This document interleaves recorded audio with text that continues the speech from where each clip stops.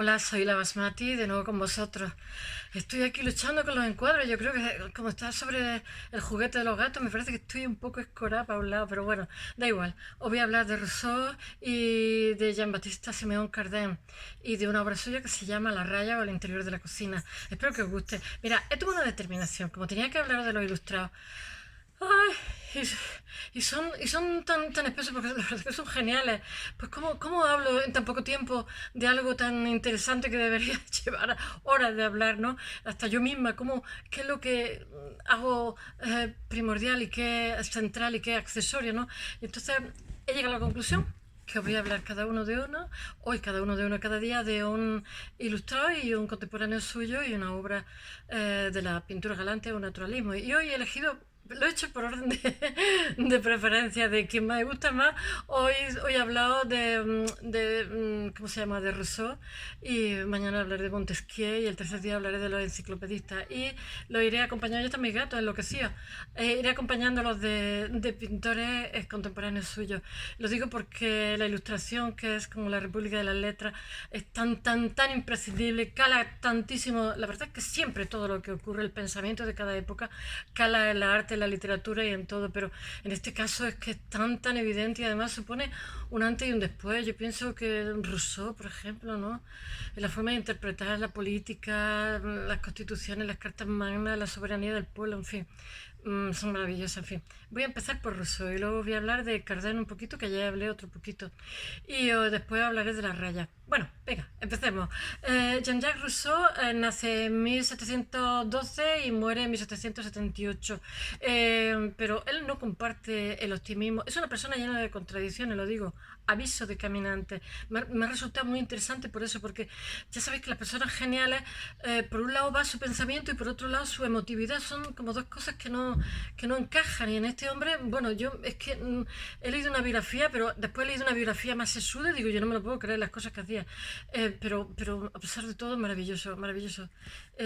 Bueno, él no comparte el optimismo de la ilustración. Empecemos por ahí. Su primer trabajo, El discurso sobre la ciencia y la arte, en 1750, este hombre en su época ya es como un bestseller, que diríamos hoy. Es famosísimo, famosísimo, nada más que consejo ofendo que para mí no tengo, ya veréis. Bueno, esta primera obra que él publica es premiada por la Academia de Dijon. Me suena como la mostaza de Dijon, que le proporciona muchísima celebridad, o sea, muchísima fama. Y es un error, pero advierte que es un error. Esto me recuerda a la modernidad, ¿no? Pensar como piensan los ilustrados, que la virtud y las costumbres mejorarán con la cultura, o sea, con el progreso del arte. Ten en cuenta que ya empezamos en la época del progreso, ya estamos en la revolución agrícola, la industria, ya vamos camino al progreso. Y este señor dice que no, que no va a ir a la par las costumbres, o sea, que todo lo contrario, que vamos a ser unos individuos más bicharracos, más degradados. Pero bueno, algo de razón lleva, porque la modernidad tenía una fe del futuro, que eso está heredado de los quívitas romanos, como os dije, la fe de que el individuo, a mayor educación, se supone que es mayor formación ética, pero no necesariamente. Ya visteis las guerras mundiales, que eran los países más desarrollados, pues eran más bordes a la hora de hacer bombas y de destruir al enemigo, en fin. Bueno, Rousseau cree lo contrario, que el progreso de la civilización lo que va a traer es una decadencia de costumbre y una regresión moral en la sociedad. Y bueno, el segundo escrito que hace él, que es en 1755, es sobre el origen y el fundamento de la desigualdad entre los hombres, que lo hace también a raíz de que la Academia de Dijon pues crea como, digamos, como una especie como de concurso público o algo así sobre la desigualdad. Hablemos de la desigualdad. Y como un monster, pues hace otro libro monster como es, en 1755. Bueno, él, a diferencia de los otros ilustrados, cree que el problema es la propiedad privada y la desigualdad. Y bueno, ya os digo que es una respuesta a la iniciativa de la Academia de Dijon, bueno, que se hable de la sociedad. A mí me parece súper moderno, que Academia, Dios mío. Y bueno, él lo que hace es una crítica radical a la sociedad moderna, por lo tanto, al progreso. Ay, qué calor. Y a la idea de progreso, de que cuanto más mejor, pues dice que no. Y entonces él tiene una perspectiva que considera errónea esa especie de evolucionismo, ya hemos visto que se toca techo y se toca techo también degradando el entorno, etcétera, etcétera, que tiene otros costes, ¿no? Que el progreso ilimitado pues no necesariamente trae cosas maravillosas, que digamos. Y bueno, y él avisa al navegante, bueno, que él dice que la invención de la propiedad privada y la necesaria evolución de la humanidad es para Rousseau la desigualdad entre los hombres, que ese es el eje, la desigualdad, las diferencias sociales, etcétera, etcétera. Y es la razón última de los males sociales. No va a descaminar al hombre. Estamos hablando en 1700 y pico, ¿eh? Y le lleva dos argumentos que va a desarrollar en el contrato social, que es libertad e igualdad como los mayores bienes del hombre. Tengo que mirar la chuleta, no puedo. La voluntad general como fundamento de la igualdad y de toda la política que aspire a desigualdad dominante. Mirad, esto lo estudian en derecho, yo creo que en casi todas las carreras, hasta los niños en los institutos deberían por lo menos. Lo mismo que el avatar. Bueno, la idea de igualdad es ajena al pensamiento ilustrado. He de decíroslo. Mm, Porque por eso he querido tratar cada día a un ilustrado distinto, porque es que lo hemos metido en el mismo cajón a todos y es que no tienen que ver ni por aproximación. Eh, Aunque no tuvieran, aunque ellos les dan mucha importancia a los ilustrados, a la felicidad, a la libertad, a la tolerancia, etcétera, etcétera, pero el tema de la igualdad, el que le da importancia es Rousseau. Por eso lo he elegido el primero, porque yo creo que para mí es el mejor. Pero bueno, para gustos colores. Eh, entonces, la idea de igualdad es la esencia en el debate del derecho natural. Ya sabéis, ius natura, ¿no? Que en realidad todas las religiones de alguna forma han sido ius natura, ¿no? No matar, no robar, etcétera, etcétera. Pues hay un ius natura. Y entonces el concepto de igualdad el ius natura es como un anhelo, como una ansia, por decirlo de alguna forma, de lo que debe ser cada sociedad, pequeñita o grande. El propio Rousseau así lo muestra en la primera parte del discurso sobre la desigualdad. El discurso de la desigualdad lo aconsejo. Y los debates que la ilustración asume con originalidad y oportunidad innegables como la igualdad. Bueno, la igualdad de sexo, que eso ya se ve con los salones y las madame de la Pompidou y toda la vida por haber que hay en el siglo XVIII, donde la mujer, como dije, ocupa un lugar muy importante. Dejemos los sillones, please. Ya estamos rascando sillones.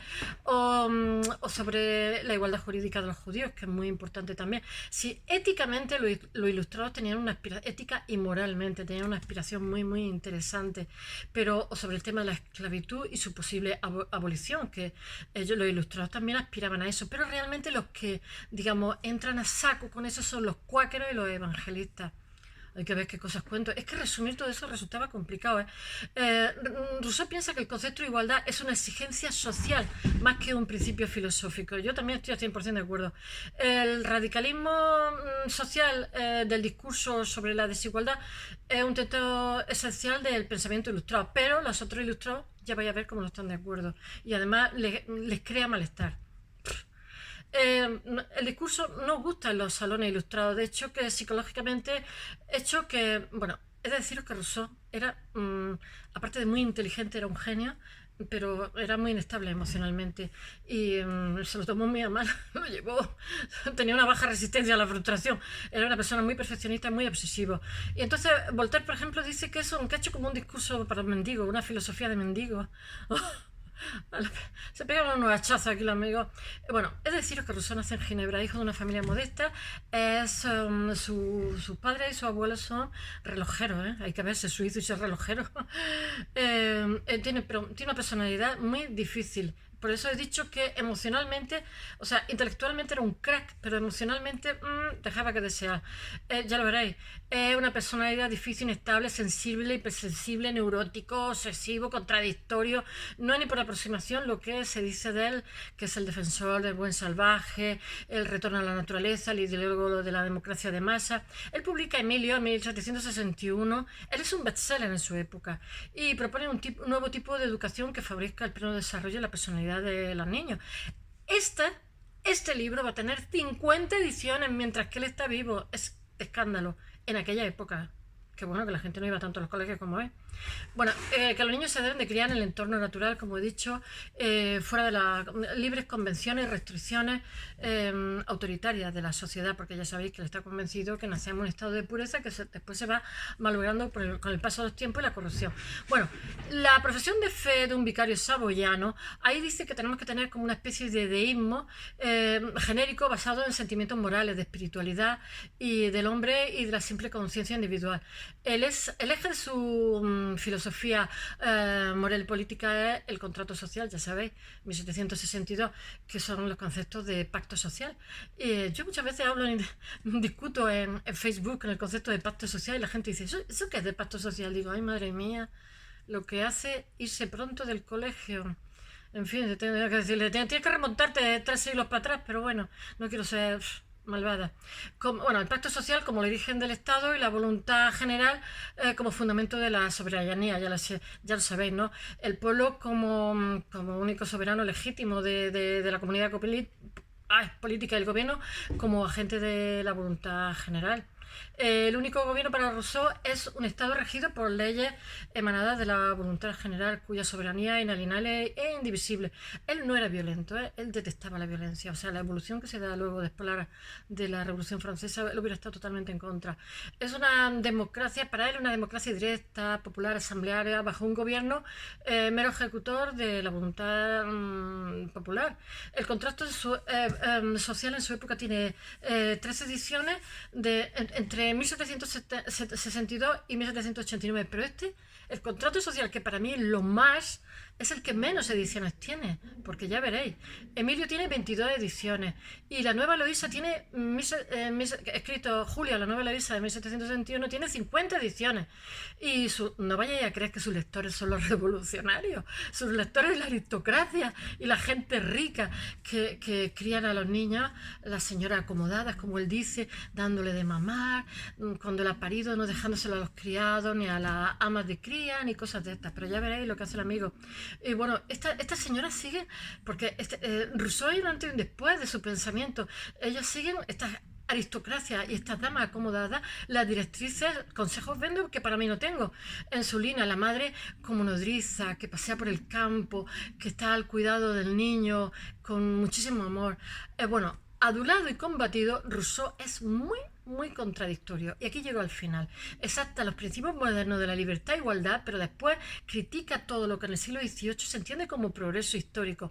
Postula con éxito al público una educación muy humanizada y cariñosa con los niños y después sabéis lo que hace con sus 5 hijos, como le molestaban. Los deja en un hospicio, casi nada. Bueno, ahora me paso a Cardén, por favor, que se me está echando el tiempo encima. Y la raya o el interior de la cocina. Bueno, Cardén, como dije ayer, era un artesano. Él no nació pintor, era un hombre modesto. La raya la pinta en 1725. Y entonces él le hace un guiño porque él era ambicioso, pero siempre un hombre bueno. Tiene 26 años. Y entonces los que pintan los bodegones son los holandeses. Entonces los holandeses se van a Francia, emigran. Y entonces este señor, que es un artesano, integra esa pintura holandesa y la convierte en pintura francesa. Y entonces tiene una serie de peculiaridades, como por ejemplo que pinta menos objetos, que de pronto hace la raya, que en realidad la raya, ya lo pondré en el, ¿cómo se llama?, en el blog, es una pirámide clásica, o sea que tampoco es tan innovador, pero es una composición que es un guiño a los holandeses, es un guiño a la tradición clásica. Ya sabéis que tenemos toda una tradición que tenemos que seguirla y renovarla, y este señor lo que hace es renovarla. Y bueno, es un cuadro de gran tamaño que solamente se pintaban los cuadros históricos, como he dicho, o los cuadros de dioses. Entonces él se dedica, ya he dicho que él lee a Rousseau y él se dedica, fijaros hasta qué punto es importante, a hacer escenas de lavandera, de criada, la despensa, porque él también tiene una especie de ansia de un mundo en orden, porque había muchísima inestabilidad, ya sabéis, estamos previo a la Revolución Francesa y bueno, en fin, pero también es un mundo galante, ya lo dije ayer. Bueno, y entonces es una composición maravillosa y los sabedores de ello le hace un guiño a la academia y la academia lo admite, pero lo admite como porque le ha gustado la innovación que ha hecho y porque la raya realmente sintetiza, que es una raya colgando que se la van a comer ahí y hay un gato que está acechando pegarle un lametazo ahí, comerse un trozo. Sintetiza, como diría yo, la sensibilidad francesa con la holandesa, por decirlo de alguna forma, y también la sensibilidad de la época de la Ilustración. Y entonces él se dedica, o sea, la raya es un cuadro maravilloso, es un cuadro que realmente los que lo inventan, por decirlo de alguna forma, son los de los Países Bajos, pero él hace una versión francesa, por decirlo de alguna forma, y muy elegante además, y también con guiños clásicos. Bueno, y deciros que el bodegón era una cosa como, y las escenas cotidianas era una cosa que no era para los pintores de cierto renombre, pero así todo lo meten en la academia porque los artistas se han dado cuenta de la academia que este cuadro es innovador y él es innovador haciendo las escenas que están haciendo populares. Y bueno, y porque él es sensible a la nueva demanda burguesa, al nuevo cambio de gusto y de escala de valores que se avecina. Y demuestra también su inclinación por lo material, por la naturaleza, por el sentido escenográfico de su composición. Y sobre su eje se articula sobre la armación clásica, como he dicho, de pirámide, un eje clásico piramidal. Ya sabéis que según la época, por ejemplo, el Renacimiento, la composición es en diagonal. O sea, cada época, algún día hablaré de eso, de las composiciones en pintura. Y entonces él hace las rayas espanzurradas, que decimos aquí en Andalucía, que realmente se dice despanzurrada, pero nosotros decimos espanzurrada. Es como cuelga de un gancho, como después posteriormente, como después el buey de Rembrandt. Incorpora otro elemento, es la figura de un gato, que es un elemento dramatizador, porque está acechando la raya ahí, que no hay nadie. Y entonces es para que no nos quedemos con... está ahí el pescado, las ostras. Es como una especie de animación, ¿no? De intriga, alguna pequeña historia de no sabemos lo que va a pasar con ese gato y el pescado que han dejado ahí. Y bueno, que más tarde el artista reitera en otras naturalezas muertas que confesiona, para que el espectador no se distraiga con lo anecdótico. Es una monería. Él dignifica los géneros, un género que era de tercera vez, como he dicho, pues ya lo hacen académico, él se convierte en tesorero, como dije ayer, y además introduce, él siempre hará lo que se llama géneros menores, pero a los académicos les gusta porque se dan cuenta que es muy, muy innovador. Influye en la posteridad a pintores como que lo incorporan su composición, bueno, influirá en Goya, en Paul Cézanne, en Henri Matisse, en Pablo Picasso o en Chain de Gautin, es que no sé cómo se dice, y su pintura habla sobre todo de silencio, de intimidad, porque lo que hace son muchas despensas, lavanderas, pequeñas criadas, y bueno, que nacionaliza la influencia extranjera y es un espíritu de síntesis y de innovación. Yo qué sé, Cardin sabe despojarse de lo anecdótico, imponer un modelo compositivo con un sentido elegante y racionalista, muy francés. Bueno, that's all, espero que os haya gustado. Mañana seguiré. Venga, besos.